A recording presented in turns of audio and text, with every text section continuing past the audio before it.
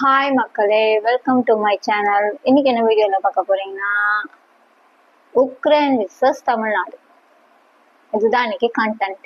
ஏன் தெரியுமா? உக்ரைன்ல ஒரு சீரியல் ஆக்டர், வெப் சீரிஸ்லாம் பண்ணுவாங்க, அந்த ஆக்டர் ஒருத்தர் இருந்தாராம்.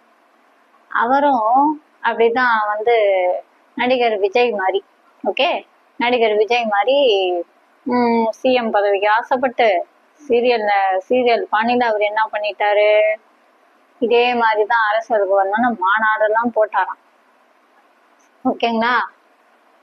மாநாடெல்லாம் போட்டு கடைசியில அவர் என்ன ஆயிடுச்சு, ஒரு கட்டத்துல அவரால் சமாளிக்க முடியாம இந்த உங்களுக்கே தெரியும், உக்ரைன்ல இது போர் அது இதெல்லாம் நடந்தது தெரியுமா? உங்களுக்கு தெரிஞ்சிருக்கும்னு நினைக்கிறேன். தெரியலன்னா அந்த முன்னாடி உள்ள நியூஸ்ல எல்லாம் போய் பாருங்க, உங்களுக்கு தெரிஞ்சிருக்கும். அப்போ என்னாச்சு, இந்த மாதிரி இதே மாதிரிதான் சிஎம் பதவிக்கு ஆசைப்பட்டு மாநாட்டு இதுல ஒரு கட்டம் வரைக்கும் தான் அவரால் தாக்கு பிடிக்க முடியுது. அதுக்கப்புறம் அதுல இருந்து அவரே பின்வாங்கிட்டாரு. இதே மாதிரிதான் நிறைய உயிர் பலியும் ஆச்சு அங்க. ஓகேங்களா? இப்படியே போனா உக்ரைனாலதான் நம்ம தமிழ்நாட்டுக்கும். இத நான் ஏன் சொல்றேன்னா, நீங்களும் கரூர் ஸ்டாம்பேட் பார்த்துருப்பீங்க. ஓகேங்களா? எத்தனை உயிர் பலி போச்சு. 68 மணி நேரம் கழிச்சு அவர் வீடியோ போடுறாரு. அதுவும் எப்படி, அவரா அது பேசின மாதிரி தெரியல. அது காது ஓரத்துல உள்ள அந்த மைக் வச்சு, அதுவும் அவரு பேசல. சரிங்களா? அது ஒண்ணு புசியானன்னு சொல்லி கொடுத்துருக்கணும். ஓகேங்களா? இந்த பாவமா மூஞ்சி வச்சுக்கிட்டு, பால் வடிகிற முகம் மாதிரி வச்சுக்கிட்டு,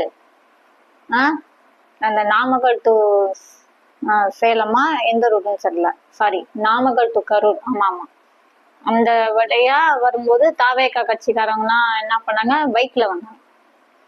அவனுங்க என்னன்னா, சும்மா இருக்க வேண்டியதானே, தலைவா தலைவா தலைவான்னு பஸ் பின்னாடியே வர வேண்டியது, பஸ் சைட்ல வர வேண்டியது. அந்த வீடியோ எல்லாம் பார்த்தேன். என்ன இப்படியா? சரி, பைக் ஆக்சிடென்ட் ஆகுது, 2 பேர் கீழே விழுந்தாங்க, அந்த பக்கம் உள்ளவரும் விழுந்துட்டாரு. அப்ப இவர் சிஎம்மா ஆக போறாரு. இவர் என்ன பண்ணிருக்கணும், இன்னும் சிஎம்ஏ ஆகல, சிஎம் ஆகிறதுக்கு முன்னாடியே அவரு கண்ணு முன்னாடிதான் நடக்குது. இதெல்லாம் தெரிஞ்சுதான் நடக்கும், தெரியாமலாம் இருக்காது. சைட்ல தானே கீழே விழுகுறாங்க, ஏன்னா யாருமே பார்க்காமையா இருப்பாங்க. இவர் என்ன பண்ணிருக்கணும், கொஞ்சம் வண்டியை போய் நிப்பாட்டி என்ன ஆச்சு ஏதாச்சுன்னு கவனிச்சுக்கலாம். கவனிச்சாரா? இல்ல. அதே மாதிரி 9 வயசு பொண்ணு அவர் மாநாடு மீட்டிங்ல அந்த கரூர் இதுல பேசும்போது ஏதோ ஒரு பேர், அது என்ன பேருன்னு எனக்கு சரியா தெரியல, அந்த பேர் மறந்து போச்சு. 9 வயசு பொண்ணா காணுமாப்பா, கண்டுபிடிச்சி கொடுத்துருங்கப்பா அப்படின்னாரு. சொன்னாரா? உடனே சரி, அது ஒரு பக்கம் இருக்கட்டும். முடிஞ்சதா? மீட்டிங் முடிஞ்சு கீழே இறங்கி வந்தோடனே என்னப்பா அந்த பொண்ணு கிடைச்சுதா இல்லையா, ஏதாவது ஒண்ணு கேட்டாரா? சரி, அப்ப அந்த 2 பேர் விழுந்தாங்க, அவங்க நிலைமை இன்னும் கவலைக்கிடமா தான் இருக்கான், மோசமாதான் இருக்குன்னாங்க. அதையும் அவரு கேட்டாரா? இல்ல. நீங்க சிஎம் ஆகிறதுக்கு முன்னாடியே இவ்வளவு உயிர் பலியாகுது, இன்னும் நீங்க சிஎம் ஆயிட்டீங்கன்னா நீங்க நாட்டு மக்களுக்கு நீங்க நல்லது செய்வீங்க. இப்பவே திருச்சி ஏர்போர்ட்ல அன்னைக்கு நைட் கேக்குறாங்க, சார் 30-31 பேர் போயிட்டாங்க சார், என்ன சார் பதில்னு கேட்டா பதில் சொல்ல தெரியல. நீங்க உங்க சொந்த செலவுல நீங்க பண்ணிடுவீங்க. உங்களை யாரு சார், நீங்க அன்னைக்கு ஒரு பேட்டிலே அதுல சொல்லிருக்கீங்க, 200 கோடி சம்பளம் தரேன்னு சொன்னாங்க நடிச்சா. நான் 200 கோடி சம்பளத்தை விட்டுட்டு நாட்டு மக்களுக்காக நான் சேவை செய்ய வரப்போறேன். உங்களை யாரும் 200 கோடி சம்பளத்தை விட்டுட்டு வாங்கன்னு சொல்லலையே. நீங்களாதான் வந்தீங்க, ரோட் ஷோன்ற பேர்ல எல்லா உயிரையும் அழிச்சிங்க, இன்னும் அழிச்சுக்கிட்டு இருக்கீங்க. அப்ப அது டைம் பாஸுக்காக பண்ணிட்டு இருக்கீங்களா? எனக்கு புரியல.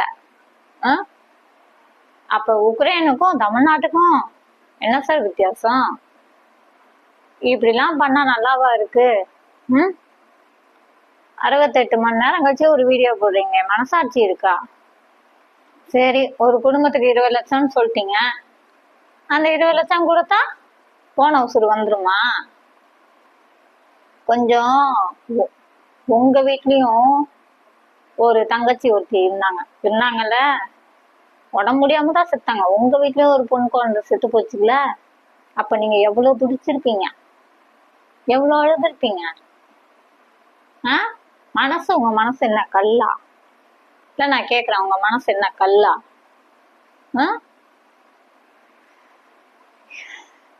இன்னைக்கு ஏதோ ரூல்ஸ் எல்லாம் போட்டிருக்காங்க போல இருக்கு. ஜட்ஜ்மெண்ட் ஒண்ணு ஏதோ தீர்ப்பாயிருக்கு. நம்ம ரோட் ஷோக்கு தடை.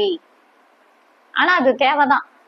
இன்னும் எத்தனை உயிருக்கு ஆகுவாங்க ரெடியா இருக்காங்களோ தெரியல. அந்த மாதிரி ரூல்ஸ் கொண்டு வர்றது ஒரு நன்மைக்கே. நீங்க இன்னும் சினிமா பண்ணிட்டு தான் சார் இருக்கீங்க. நான் தான் சொன்னல உங்களுக்கு அரசியல் வராது அப்படின்ட்டு. எப்படி சிஎம் சார் என்ன பழி வாங்குறதா இருந்தா என்ன மட்டும் பழி வாங்க, மக்கள் மேல கை வைக்காதீங்க. வீட்லயும் இருப்பான், ஆபீஸ்ல இருப்பேன். வீட்டுலதான் நீங்க இவ்வளவு செக்யூரிட்டி கார்டு போட்டு வச்சிருக்கீங்களே, அது எப்படி சார் ஏர்போர்ட்ல இருந்து நீங்க சென்னை ரீச் ஆகிறதுக்குள்ள உங்களுக்கு அத்தனை போலீஸ் நிக்கிறாங்க? எங்க வீட்டுக்குள்ள எல்லாம் அடிக்க வந்துருவாங்கன்னா என்ன சார் இது? வீட்டுக்கு வாங்க, ஆபீஸ்க்கு வாங்க, நீங்க சொல்லிட்டீங்க. நீங்க அப்படியே பார்க்க விட்டுருவீங்களா? சரி, சிஎம்ஏ வராருன்னு வச்சுக்கோம், நீங்க அப்படியே பார்க்க விட்டுருவீங்களா? நான் கேக்குறேன். இன்னைக்கு காலையில ஒருத்தர் கள்ளக்குறிச்சி மாவட்டத்துல இருந்து ஒரு வீடியோ போடுறாரு. நானும் தாவேகா கட்சியில தான் இருந்தேன், இவர் பண்றதெல்லாம் பார்த்தா எனக்கு பிடிக்கவே இல்லை, எனக்கு நீங்களும் வேணாம், தலைவரும் வேணாம், அந்த கட்சியும் வேணாம், அந்த போஸ்டும் வேணாம், எனக்கு வேணவே வேண்டாம். அவரு என்னமோ 10 வருஷமோ 11 வருஷமோ ஏதோ சொன்னாரு. அது அப்பவே வந்துருச்சா என்ன இதுவோ எனக்கு அதுவும் தெரியல. அது எந்த கட்சி ஃபர்ஸ்ட் எதுல இருந்தான்னு தெரியல. ஆனா இதுல வீடியோல சொல்லும்போது 11 வருஷம்னு ஏதோ சொன்னாரு. அது என்ன இதுன்னு எனக்கு தெரியல. அப்பவே அந்த கட்சி ஆரம்பிச்சிருச்சா என்னன்னு தான் எனக்கும் தெரியல. ஏன்னா எனக்கு ரசிகர் மன்றத்தை பத்தி எனக்கு அவ்வளவு தெரியாது. ஓகேங்களா? சோ பாத்துக்கோங்க, யாரு யாருக்கு ஓட்டு போடுறதுன்றத தமிழ்நாடு ஆகிய நீங்கள் தான் முடிவு பண்ணணும். சரியா? நான்லாம் உண்மையா சொல்லிடுறேன், நான்லாம் நோட்டாக்கு மட்டும்தான் ஓட்டு போடுறேன். இது நாள் வரைக்கும் நோட்டா. சரியா? இது ஒரு அதுக்கு முன்னாடி ஒரு டைம் எப்பன்றதுல கொரோனாக்கு அப்புறம் தான் நினைக்கிறேன். அப்போ விவசாயிக்கு ஓட்டு போட்டேன். அவங்களும் மனுஷங்க தாங்க, அவங்களும் ஒன்றும் இது இல்லை, அவங்களும் மனுஷங்க தான். அந்த விவசாயம் இருக்கனால தான் நாம இன்னைக்கு என்ன பண்றோம், சோறு தின்றோம். அது நம்ம மறந்துடக்கூடாது. சோறு இல்லைன்னா இன்னைக்கு நம்ம உயிரோட இருக்க முடியாது. அவங்க போய் அந்த சேத்துல கைய வச்சாதான் நம்ம இங்க சோறு. புரிஞ்சுதா?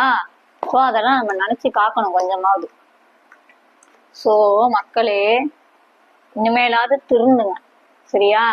இன்னும் இப்படி கொடி கட்சி நான் அப்படிதான் இருப்பேன் அப்படின்னா இன்னும் நிறைய உயிர் போக நிறைய வாய்ப்பு இருக்கு. சரியா? பாத்துக்கோங்க மக்களே. இவர் எல்லாரும் ஃபர்ஸ்ட் சொல்லும் போது என்ன சொல்லுவாங்க, நான் நாட்டுக்கு நல்லது பண்ண வந்திருக்கேன், நாட்டுக்கு நல்லது ஆரம்பிக்கும் போது எல்லாம் அப்படிதான் சொல்லுவாங்க. நான் நல்லது பண்ணி கிழிச்சிருவாங்க. சொல்லுங்க பாப்போம். எல்லாருமே அப்படிதான். எல்லாம் ஃபர்ஸ்ட் அவங்க சேஃப்டியை தான் பார்ப்பாங்க, யாரா இருந்தாலுமே. நாளைக்கு நானே சிஎம்மா வந்தாலும் ஃபர்ஸ்ட் என் சேஃப்டியை தான் நான் பார்ப்பேன், அப்புறம் தான் மத்தவங்களுக்கு. ஆனா செய்ய வேண்டியவங்களை செய்வேன். ஆனா அந்த ஊழல் சுருட்டல் இதெல்லாம் இதெல்லாம் வச்சுக்க மாட்டேன்.